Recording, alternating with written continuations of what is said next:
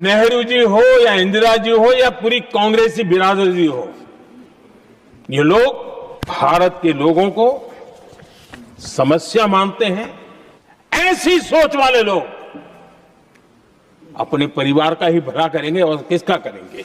पंडित जवाहरलाल नेहरू इस देश के लिए जिए, सुन लीजिए, बेच लो यार, और बाकी भी बेच देंगे जी। पंडित जवाहरलाल नेहरू इस देश के लिए जिए और देश की सेवा करते करते उन्होंने दम तोड़ा। फिर भी सुन लीजिए, मेरी एक सलाह ले लीजिए,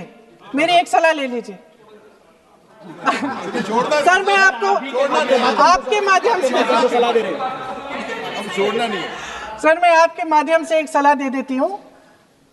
हमारे प्रधानमंत्री महोदय 12 सालों से इस सदन में हैं। छोटी सी सलाह है कि नेहरू जी से जितनी भी शिकायतें हैं, जितनी भी गलतियां उन्होंने की आपके जहन में, जितनी भी गालियां देनी है, जितना भी अपमान करना है, उसकी भी एक सूची बना दीजिए। नहीं, बात खत्म नहीं है।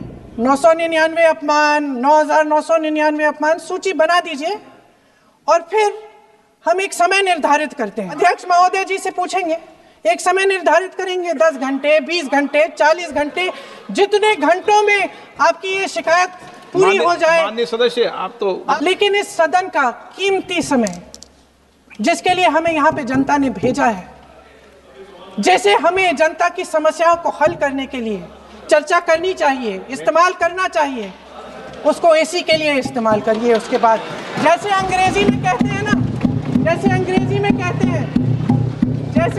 में कहते हैं कि once and for all let's close the chapter, close कर लीजिए।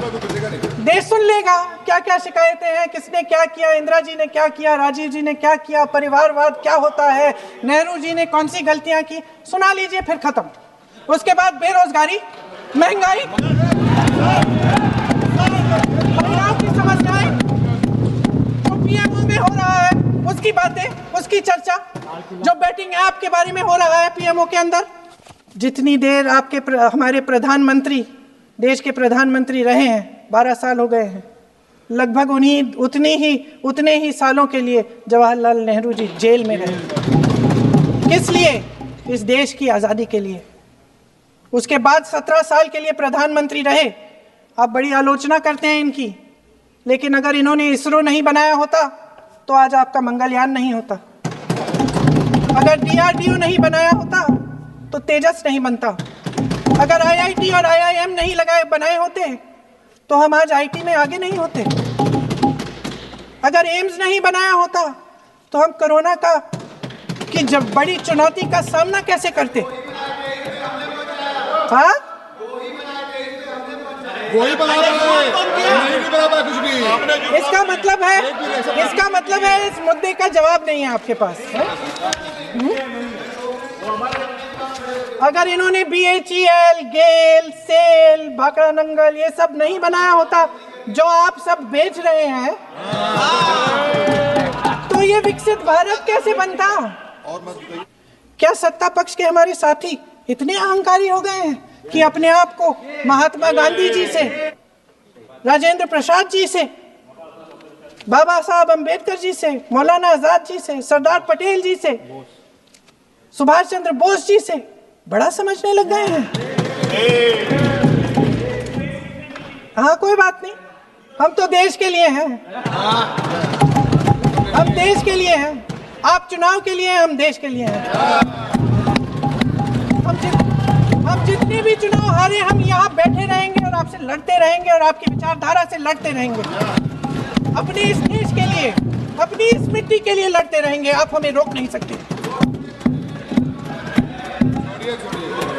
कि जिन्होंने स्वतंत्रता की लड़ाई लड़ी, जिन्होंने देश के लिए बड़ी बड़ी कुर्बानियां दी, उन पर सरकार नए आरोप लादने का मौका चाहती है। देश का ध्यान फिर से जनता के ज्वलंत मुद्दों से भटकाना चाहती है। यही एक मकसद है आपका। आपका मकसद है कि हम फिर से उसी अतीत में मंडराते रहें, उसी की तरफ हम देखते रहें जो हो चुका है, जो बीत चुका है, क्योंकि ये सरकार वर्तमान और भविष्य की ओर देखना ही नहीं चाहती। वे इस काबिल ही नहीं रही। सच्चाई ये है अध्यक्ष महोदय कि आज मोदी जी वह प्रधानमंत्री नहीं रहे जो एक समय में थे। सच ये है कि ये दिखने लगा है, उनका आत्मविश्वास घटने लगा है, उनकी नीतियां देश को कमजोर कर रही हैं और मेरे सत्ता पक्ष के साथी चुप इसलिए हैं क्योंकि अंदर अंदर से वे भी इस बात से सहमत हैं।